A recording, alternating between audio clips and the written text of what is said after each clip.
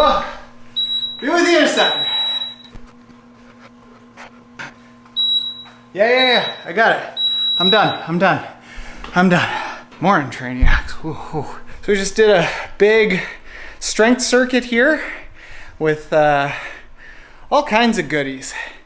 And as I'm writing this out and pontificating what I'll do, I'm realizing, holy smokes, this is really complicated. Not a lot of people have even the equipment to do this. And as I was writing, I'm also realizing that a lot of what I talk about in here, like I talk about gravel biking, and then you need a gravel bike, and then you don't just need a gravel bike, you need gravel shoes. And then I talk about kettlebell training, all of a sudden now you need to buy a kettlebell. And now all of a sudden I'm doing ring work, and you're like, holy smokes, do I need to do ring work? And it reminded me of the very first time that I joined a master's swim program, and the coach said to me, Taren, you gotta make sure that you lift your elbow up nice and high. We need a high elbow recovery.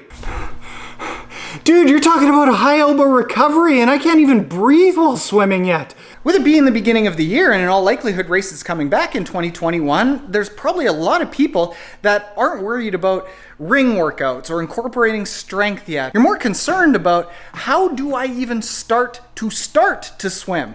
What bike should I get? I can't even run yet without getting injured. I'm gonna give you the guidelines for with just 2 swims a week, just 2 bikes a week, just 2 runs a week, how can you start to do triathlon training? How do you wrap your brain around getting set up to feel like you're confident enough to even execute a triathlon training plan? And this also gives me a chance to procrastinate between exercises. I am not good on rings yet. No, not at all. Okay, so let's start with swimming. That's the part of the triathlon that tends to give the most new triathletes problems. If you can get through the swim with as little damage as possible, a triathlon is really quite easy. Most people can build up a basic enough amount of fitness to do the bike and the run really successfully, but it's that swim that's really intimidating. Now, the thing about the swim is that most of the resources out there for you are from previous swimmers, and they tend to be very elite swimmers. Coaches and athletes who tend to lead masters swim groups are former elite swimmers who tend not to actually remember or have ever even experienced what it's like to try to take up swimming as an adult. It's really, really hard. So let's say you go to a swim clinic or a master's group and they're giving you guidance on a high elbow recovery or a high elbow catch, or you need to really improve your kicking because you've got to get your heels kissing through the surface of the water. What I find is that you don't need to worry about all that at the start. You need to do 2 things. You need to learn how to breathe in the water and learn how to not sink in the water. Now, in our book, Triathlon Swimming Foundations, you can get it at triathlonswimmingfoundations.com or on all of the Amazons all around the world. What I talk about is building comfort and capability in the water. Just building the ability to not freak out and not be scared of being in the water. And it's from that foundation of not being scared and from being balanced, not sinky, not swaying side to side, that you can then build your way into becoming a very good swimmer. And without that, it's never going to happen, no matter how many times you go to the pool. So what we recommend if you're really struggling with swimming is use this as a benchmark. Can you yet swim 400 meters or yards continuously without taking a big gasp anytime you turn at the wall, or without feeling out of breath whatsoever at the end of that 400? If you can do that, then you can build up your fitness. If you can't yet do that, then you need to work on these drills to build that comfort and capability. And the drills that you need to work on are really very basic. Go into a pool and start with drills like putting your hands on the side of the wall, putting your face down and blowing bubbles. Putting your face down, blowing bubbles, and then kicking your feet off the bottom of the pool. Going into a deep end and expelling as much air out of your lungs as possible so that you become less buoyant and you slowly sink down. And the idea is to get yourself more and more comfortable with having your face in the water, expelling oxygen and CO2, and getting rid of that really tight feeling of having so much air in your lungs, but then you're also short of breath, so you need to get even more in and get even tighter and tighter, making you stiffer and stiffer, making you panic more, and then making you sink, making you panic even more. Now you can go get Triathlon Swimming Foundations if you want the entire plan for how we help athletes build up, and you can read the reviews, and it's like one of the best resources, in my opinion, of course I'm gonna say that, of all triathlon swim books out there, because it's built specifically for that age group triathlete. But if you just want to try something off the hop, try going and swimming. Think about as soon as your face goes into the water, you hum. And that humming is going to help you expel air. And that's going to help you get used to blowing bubbles out and constantly breathing out, getting out of the CO2, getting out that tightness from your chest. And you know what? If you focus on those breathing drills and you focus on getting comfortable first, about 2 workouts a week will take you, if you're starting at completely nothing, somewhere around 1 to 2 months, we find most people end up having like just this eureka where swimming is completely unlocked. And just like go and read the reviews of that book if you're interested to see what kinds of changes people are actually experiencing in this, realizing that they're not quite ready for workouts yet. They have to work on the comfort and the capability first. Now, when it comes to the bike, what you might be seeing is me on here with a $15,000 bike, with the Zwift setup, with the custom pain cave, with the VO2 Master mask all over my face, and all of the odds and ends. And you're wondering, do you need to get into a lab and do some cardiovascular and metabolic testing? Do you need deep section wheels? Do you need an aero helmet? What is going to be the best thing for you? But then also looking at it and saying, I'm just a new triathlete. I just want to get to a race. Do I have to have all of that $10,000, $15,000, $20,000 worth of gear to do my race? And the answer to that is no, absolutely not. Again, I'm going to plug a book, Triathlon Bike Foundations at triathlonbikefoundations.com. We talk about how the bike that you need to do your first race on is whatever bike you have. Whatever bike it is. It can be a mountain bike, it can be a city trail bike, it can be a commuter bike, it can be an old road bike that your dad or your mom used to use with a basket on the front and a kid seat on the back. It doesn't matter. If you have a bike that you are comfortable on, that you want to use, that doesn't break the bank, that's the bike that you should use. The one thing that I do recommend in that book is whatever bike you use, put a set of aero bars on the bike. Aero bars are going to make your frontal plane a lot more narrow.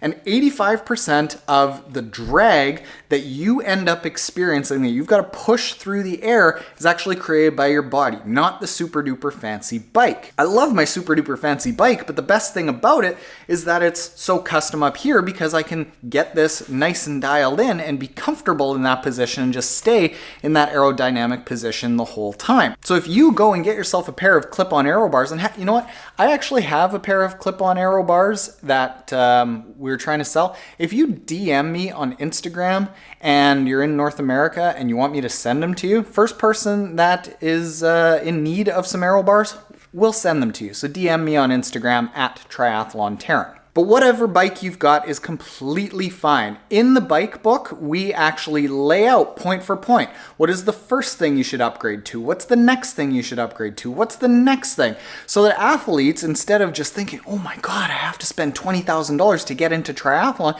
you can just make the decision of what's your budget and how many of those upgrades, in what order should you actually make them. And then the key thing is that you've got to do just, in my opinion, if you're starting out, 2 bike workouts a week. Do 1 bike workout a week that's sufficiently long. And in your case, if it feels long, like a stretch, a little bit of a challenge, that's good. Build up by about 8 to 10% every week and just keep doing that. That bike should be really, really easy, really relaxed, just focused on going a little bit longer each time. The other workout should be a more intense workout with intervals lasting about 1 to 8 minutes with anywhere from a 4 to 1 work to rest ratio or a 1-to-1 work to rest ratio. And when I say hard, it should just be a hard workout with intervals, with challenge, with little bits of rest in between. If it feels hard at the start, you are going to make improvements. And with those 2 workouts, quite simply, you're going to do really, really well. Again, we have it all laid out in our bike book and on our training app, teamtrainiac.com. If you want more guidance on it, you can use those.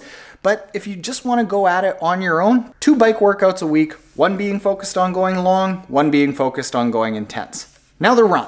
So final area that triathletes often struggle with, of course, is running. Swim, bike, run, makes sense. And there's 2 main areas that stop people from being able to start a triathlon training plan when it comes to running.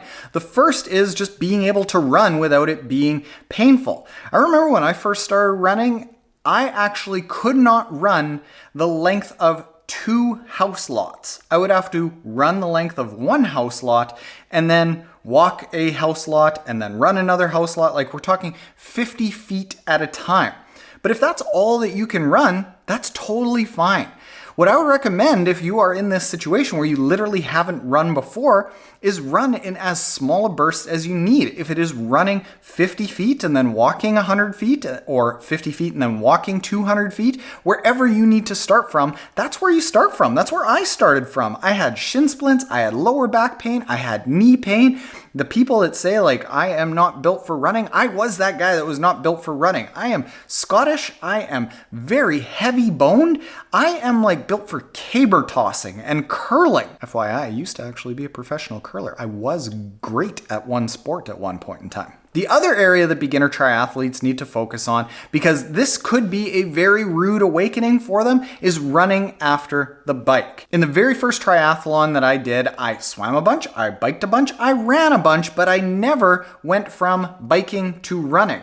And that causes a really quick reroute of blood flow going from sitting and all of your weight being supported to all of a sudden, bam, you gotta stand up and your weight is supported by nothing but you. And I almost fell over, and there was a volunteer after the race that came over and said, hey, how'd it feel when you hopped off the bike and started running? And I was like, why didn't people tell me about this? Well, I'm telling you now. All you really need to do is do some workouts where you bike first and then you run after. Run as soon after as you can.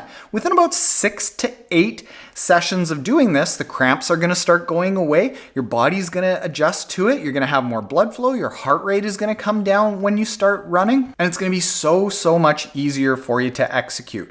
So with 2 workouts a week on the run, focusing on 1 being just running more, like running longer. It's kind of like that long bike where if it feels long, keep doing that and then extend it by about 8 to 10% every week. Maybe running the length of 2 houses, then 3 houses, then maybe the length of 1 block, and walk, run, however you need to do, but just gradually increase. And then the other workout, just be a short run, could be as little as 5 minutes, could be as much as 20, doing it after the bike.